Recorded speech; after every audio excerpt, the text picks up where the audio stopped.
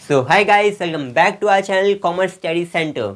तो मैं हूं अक्षांश श्रीवास्तव और आज की वीडियो में हम लोग डिस्कस करने वाले हैं कि आपको अपने बोर्ड एग्जाम्स में किस तरीके से अपने आंसर राइटिंग करनी है, कैसे वो प्रेजेंटेबल बनेगा और हमें कैसे अच्छे मार्क्स मिले हैं और हम एंड टाइम पे कैसे रिविजन करने हैं वो भी देखने वाले हैं। तो वीडियो के एंड तक ज़रूर बने रहेगा।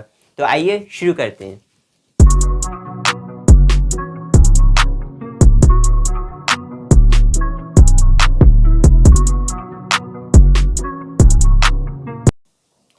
सो गाइस, आज की वीडियो में हम लोग कुछ इन की पॉइंट्स पे फोकस करने वाले हैं, इस पे डिस्कस करने वाले हैं। तो आइए एक एक को देखते हैं। तो सबसे पहला है हमारा read question and make priority.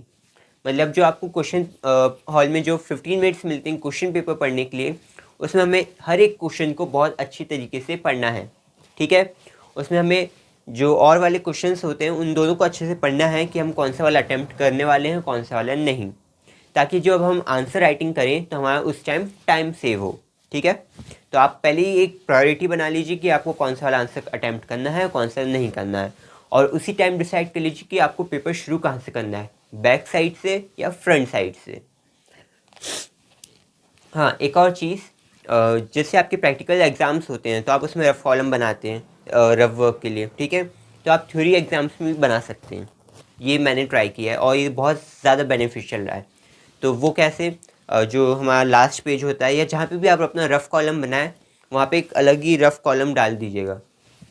और जैसे आप क्वेश्चन पेपर पढ़ते हैं तो जैसे आपके पास आंसर शीट मिल जाएगी और जो आपको लगता है कि ये वाला आंसर भूल जाते हैं, क्योंकि कभी कभी होता है कि हम एक्साइटमेंट में भूल जाते हैं आंसर्स कि अरे ये वाला क्वेश्चन तो आता है मुझे, ये तो बहुत अच्छे से आएगा, और जैसे हम उस क्वेश्चन नंबर पे आते हैं हम वो आंसर भूल जाते हैं।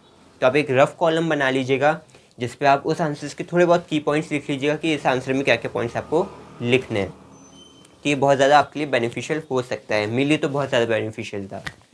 और इसके बाद second, answer number at the top and middle. यानी कि कुछ बच्चे मार्जिन के साइड में आंसर नंबर लिखते हैं तो उस कभी कभी वो विजिबल नहीं रहता है, इसलिए हमें हमारा जो पेपर रहता है उसके बीचों बीच में आंसर नंबर डालना है। और कुछ बच्चे लिखते हैं क्वेश्चन नंबर 23 को 24, ऐसा नहीं, हमें आंसर नंबर 23 इस टाइप से करके डालना है। ठीक है, तो इसे डबल अंडरलाइन करेंगे हम ताकि वो और ज़्यादा हाईलाइट हो। और एक चीज़, जैसे क्वेश्चन पेपर में और वाले क्वेश्चंस आते हैं तो हमें वहाँ पे और मेंशन करना है, क्योंकि क्या होता है कई बार बहुत सारे आंसर शीट्स चेक होती है, जो चेकर रहता है ना वो फ्रस्ट्रेट हो जाता है। तो जो आपने आंसर किया है वो उसके बजाय दूसरा आंसर भी क्वेश्चन को अज्यूम करके आंसर आपका चेक कर सकता है। तो आप वहाँ पे और मेंशन अच्छे से करिएगा ताकि आपका आंसर जो है वो सही चेक हो और आपको सही मार्क्स मिले। फिर है गिव प्रॉपर गैप। तो हमारा जो हम आंसर्स लिख रहे हैं किस लिए लिख रहे हैं, बोर्ड एग्जाम्स के लिए लिख रहे हैं ऑब्वियसली। तो हमारा जो पेपर है वो प्रेजेंटेबल होना चाहिए। तो आपका पेपर प्रेजेंटेबल कैसे होगा, आपको खिचड़ी नहीं पकानी है, बिल्कुल भी नहीं। उसके लिए आपको अच्छे से पैराग्राफ फॉर्म में लिखना है। जैसे एक पैराग्राफ लिखा हमने, एक लाइन का स्पेस दिया, उसके बाद हमने सेकेंड पैराग्राफ लिखा। या इससे बेटर सबसे सही चीज़ जो होती है पॉइंट्स में आंसर लिखिए आप, क्योंकि पॉइंट्स में आप आंसर लिखेंगे ऑब्वियसली एक स्पेस तो आप देंगे अगले पॉइंट के लिए, प्लस उसमें की पॉइंट्स भी हाईलाइट हो जाते हैं अपने। ठीक है, तो आपको क्या करना है, underline main headings and main point. ठीक है, जो जैसे कि आप जो कैरेक्टरिस्टिक्स अगर आप लिख रहे हैं तो फॉलोइंग आर द कैरेक्टरिस्टिक्स, आप एक छोटे से वहाँ पे फ्लो चार्ट बनाइए। ठीक है, फ्लो चार्ट आपका सर्कुलर फॉर्म में हो सकता है या आप एरो करके वो जो आप समझाने वाले हैं ना उसको पहले वहाँ पे लिख दीजिए। ठीक है, और एक दो एक्स्ट्रा भी लिख देंगे जो आप नहीं समझाने वाले तो भी चलेगा। ठीक है, उसके बाद जब हम उसको एक्सप्लेन करेंगे तो उसको जो पॉइंट है वहाँ पे लिखना है, उसको अंडरलाइन करना है और फिर उसका डिस्क्रिप्शन लिखना है।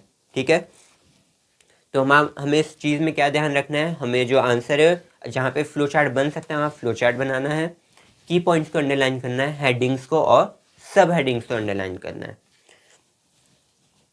उसके बाद है राइट एक्स्ट्रा पॉइंट्स। ये सबसे मेन चीज़ होती है और ये आपके लिए बहुत ज़्यादा बेनिफिशियल हो सकती है। वो कैसे, जैसे 3 मार्क्स का क्वेश्चन आया है तो हम उसके लिए 4 पॉइंट्स लिखेंगे। 4 पॉइंट्स क्यों लिखेंगे भाई, 3 मार्क्स का क्वेश्चन आया तो हम 3 ही लिख के आएंगे ना, ये थोड़ी होता है, हमारे फालतू टाइम थोड़ी है।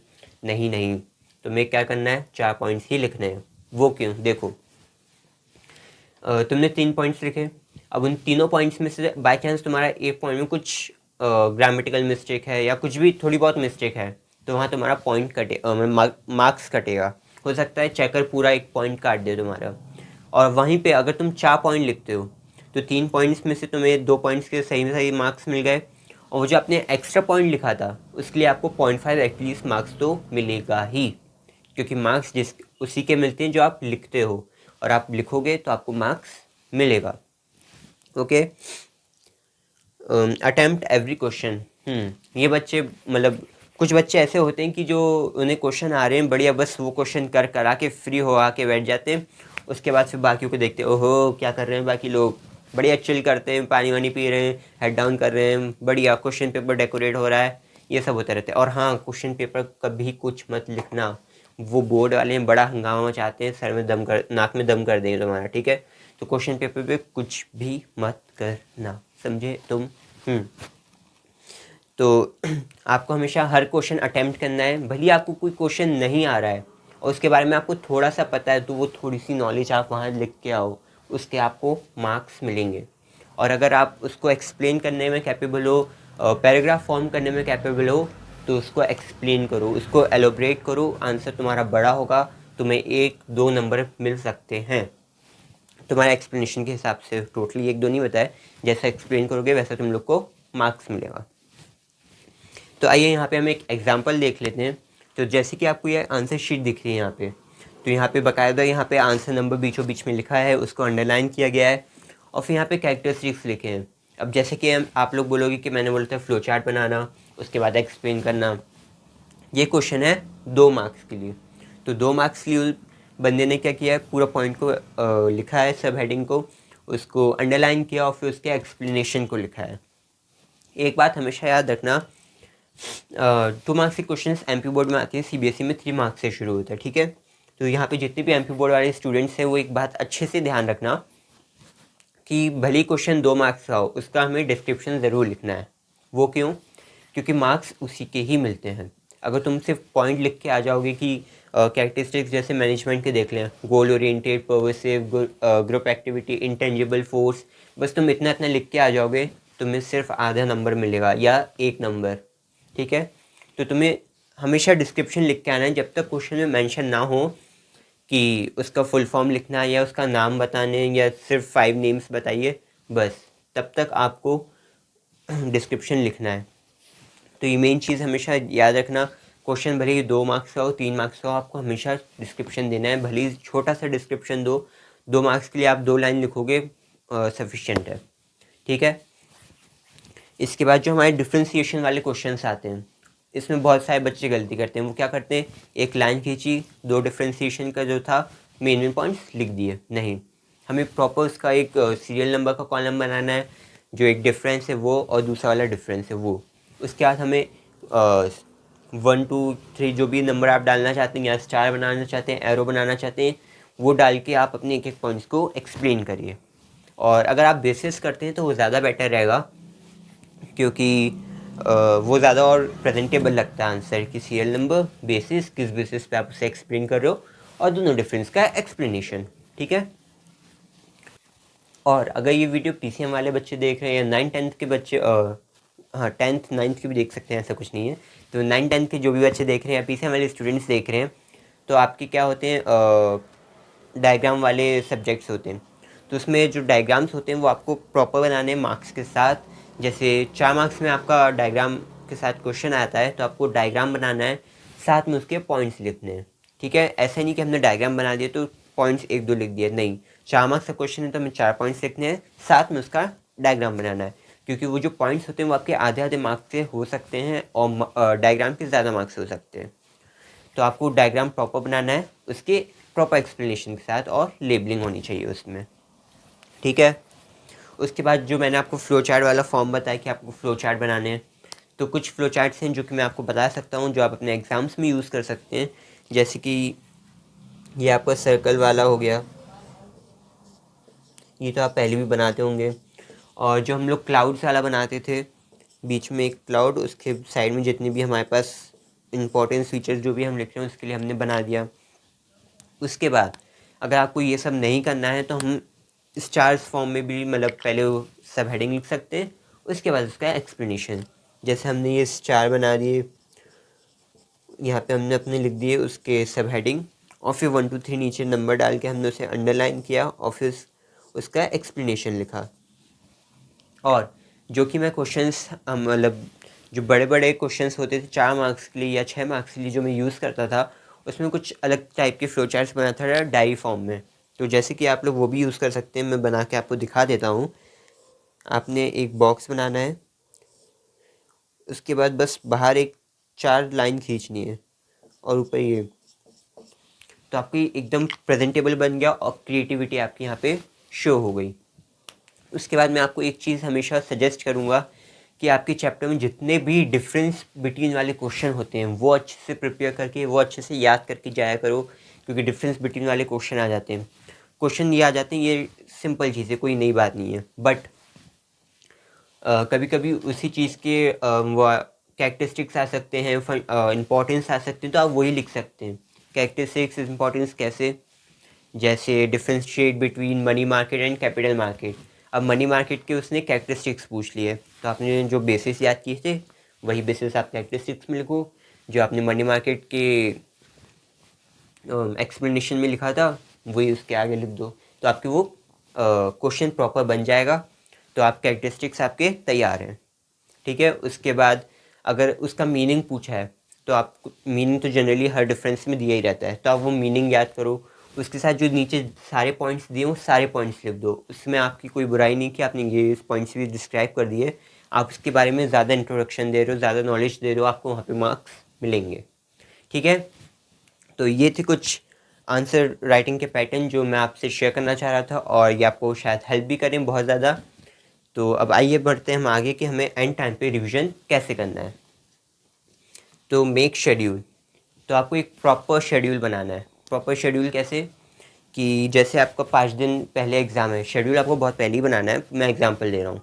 5 दिन पहले एग्ज़ाम है, तो 3 या 4 दिन पहले आपका पूरा रिवीजन हो जाए। पूरा रिवीजन मतलब जो याद नहीं थे पॉइंट्स वो याद हो जाएं। याद तो ज़्यादातर कोई करता नहीं है, हमेशा सारे बच्चे रट्टाफिकेशन वाले ही होते हैं, तो आपका रट्टाफिकेशन हो जाए। उसके बाद जो हमारे पास एक दिन बचेगा, लास्ट के 2 दिन बचेंगे, उसमें हमें रिवीजन करना है। सिर्फ सुबह उठे, हमने पूरा जितने भी इंपॉर्टेंट पॉइंट्स थे उन सब का रिवीजन किया, नाश्ता वाश्ता किया, बढ़िया चिल किया। उसके बाद दोपहर में एक बार फिर रिवीजन किया, फिर रात में किया, और फिर उसके नेक्स्ट डे वही प्रोसेस हमने फिर से की। अब एक चीज़ में एक मेन चीज़ है, अब आप डे स्टूडेंट हो या नाइट स्टूडेंट हो वो आप पे डिपेंड करता है। अगर आप डे स्टूडेंट हो तो आपको एक दिन पहले पूरी लगन से पढ़ाई करनी है, मतलब सुबह उठ के शाम तक। अगर आप लोग नाइट वाले हो तो आप नाइट में तो आराम से कर ही सकते हो, नाइट में किया, सुबह पेपर देखा है, उसके बाद सोया, ठीक है। तो यहाँ पे आपको थोड़ी सी अपनी नींद को सेक्रीफाइस करना होगा, पर वो कुछ दिनों के लिए ही, क्योंकि थोड़े दिन बाद आप जो उसका रिज़ल्ट देखेंगे वो ज़्यादा बेटर होगा। तो थोड़ी सी आप अपनी नींद सेक्रीफाइस करेंगे तो आपको रिजल्ट्स थोड़े अच्छे मिल जाएंगे। और जो आपको डिस्ट्रैक्ट करने वाली चीज़ें होती हैं, डिस्ट्रैक्ट करने वाली, उसको थोड़ा अवॉइड करो ताकि आपका कंसंट्रेशन अच्छे से बन सके। फिर नेक्स्ट हमारा लर्न इम्पॉर्टेंट पॉइंट्स। अब हमने साल भर पढ़ लिया है, सब कुछ अच्छे से पूरी बुक छान ली है, तो अब एंड में हमें सिर्फ इम्पॉर्टेंट पॉइंट्स ही याद करने हैं, ठीक है। तो हमें पूरी चीज़ें याद नहीं करनी, जो भी हमारे सैम्पल पेपर से, मॉडल पेपर से, उसमें जो ज़्यादातर क्वेश्चन आए हमें वो उस पर फोकस करना है, जो ऑब्जेक्टिव्स हैं उस पर फोकस करना है, ठीक है, ना कि हमें पूरा डिस्क्रिप्शन पढ़ना है। मेक शॉर्ट नोट्स, तो एंड में अब जब आप सेंटर पे सेंटर विज़िट करोगे तो रास्ते में आप पूरी बुक तो पलटाते हुए जाओगे नहीं, आपको एक ऐसी चीज़ चाहिए जो आपको फटाफट रिवीजन करवा सके। तो जब आप पढ़ोगे तो आपको तभी उसी टाइम शॉर्ट नोट्स बनाने हैं। जैसे कैरेक्टरिस्टिक्स है, उसकी सब हेडिंग लिखी, उसके आगे एक छोटा सा एरो करके आपने उसका एक छोटा सा की पॉइंट लिख दिया कि वो पढ़ती है आपको पूरा पैरा याद आ जाए, आपको समझ में आ जाए कि इसमें क्या लिखना है, तो आपके लिए वो ज़्यादा बेनिफिशियल रहेगा। डू राइटिंग प्रैक्टिस, ये ज़्यादातर बच्चे ये क्या करते हैं कि अच्छे से याद कर लिया, रट्टाफिकेशन पूरा हो चुका है, बट जब लिखने की बारी आती है तब हम सब कुछ भूल जाते हैं। तो हमें राइटिंग प्रैक्टिस करना है, मतलब आंसर को अच्छे से लिख के देखना है, ठीक है। अब एंड टाइम पे जैसे आप एग्ज़ाम के 1 2 दिन पहले लिख रहे हो तो अच्छे से डेकोरेट करके तो लिखोगे नहीं, तो वो डॉक्टर वाली राइटिंग में भी चल सकता है, बस उस टाइम आपकी समझ में आ जाए, तो उससे आपकी राइटिंग प्रैक्टिस भी हो जाएगी, प्लस आप कितने टाइम में उस आंसर को लिख रहे हो आपको समझ में आ जाएगा। और जब आप आंसर्स याद करोगे, उस प्रिपेयर करोगे, आपको मार्क्स वाइज प्रिपेयर करना है, जो चैप्टर जितने मार्क्स से आ रहा है उस हिसाब से हमें पढ़ाई करनी है, ठीक है। ये नहीं कि हमने कम किया या बहुत ज़्यादा ही कर लिया, ठीक है। Do not learn new thing at the end time. हाँ, तो ये चीज़ हमें बिल्कुल नहीं करनी है। बहुत सारे बच्चे ये गलती करते हैं कि जैसे रास्ते में हम हैं और हमारे पास होना है भाई ये वाला क्वेश्चन भी आने वाला है, इसको अच्छे से कर लेना। वो क्वेश्चन आने वाला है तो हम उस एक क्वेश्चन के लिए अपनी पूरी मेहनत नहीं छोड़ सकते कि ये हमने पूरा छोड़ के एक नया क्वेश्चन अटैम्प्ट कर लिया। मतलब अटैम्प्ट एग्ज़ाम में करना है, पर एकदम उसको जब नया नया वो क्वेश्चन आए तो उसका रट्टा फिक्शन बिल्कुल नहीं करना है। उस क्वेश्चन को सिर्फ पढ़ना है, दिमाग में बिठा लेना, हाँ इसका जनरल मीनिंग ये होता है, ये इसके पॉइंट्स हैं, बस। अगर आप थोड़ा बहुत याद कर सकते हो तो ऑल द वेरी बेस्ट, और अगर नहीं तो फिर बस आप दिमाग में बिठा लो उसे। अगर एग्ज़ाम में आया तो आप उसको पैराग्राफ में फॉर्म करने के कैपेबल हो गए, ठीक है। तो नई चीज़ें हमें नहीं याद करनी है एंड टाइम पे, बस दिमाग में बिठा लेना है कि इसका मतलब ये होता है, इसके फंक्शंस ये इसके मेन पॉइंट्स हैं। तो यहीं पे हमें ये सब ख़त्म करना है। तो हमें ज़्यादा फोकस नहीं करना है नए क्वेश्चंस पे, मेरा मेन कहने का मतलब ये है, क्योंकि फिर आप बाकी के आंसर्स भूल जाते हो, क्योंकि आपका एकदम कंसंट्रेशन वहाँ होता है, फिर बाकी के आंसर्स में कन्फ्यूजन होता है।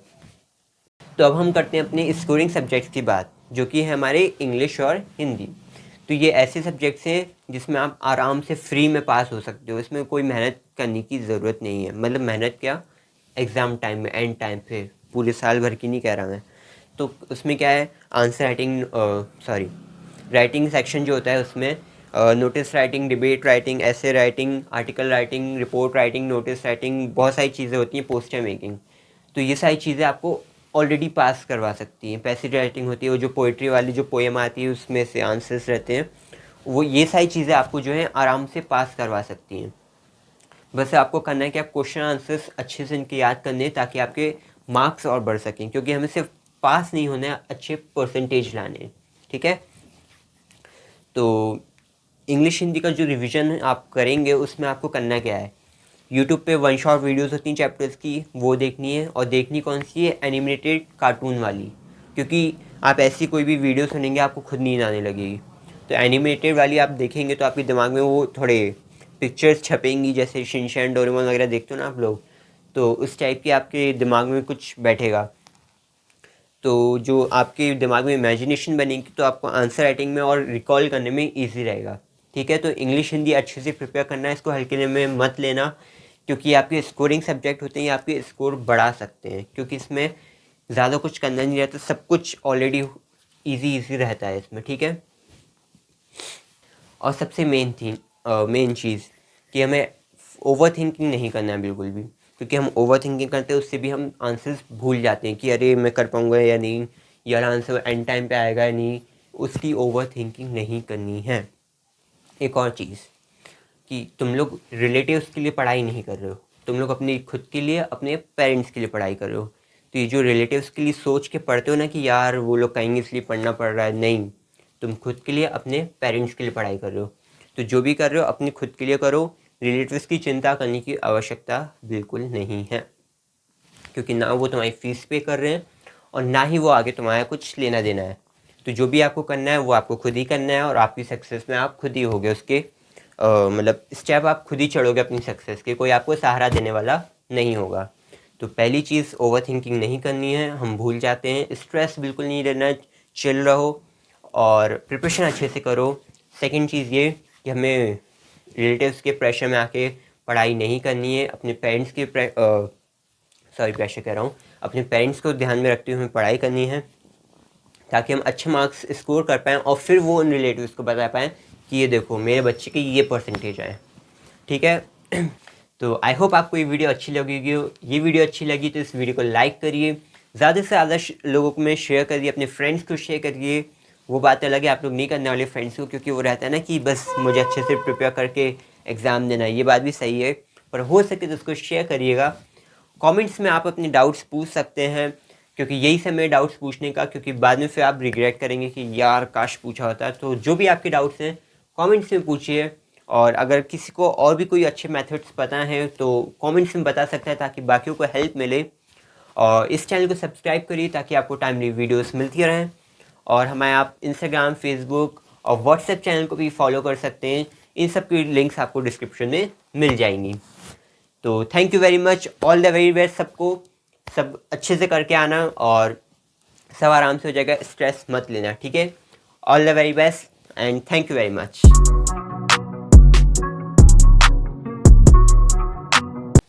अरे हाँ, एक बात और, इस वीडियो को देखने के बाद स्क्रॉल करके नया वीडियो मत शुरू कर लेना, पेपर है, पढ़ने बैठ जाओ, ठीक है। टाटा।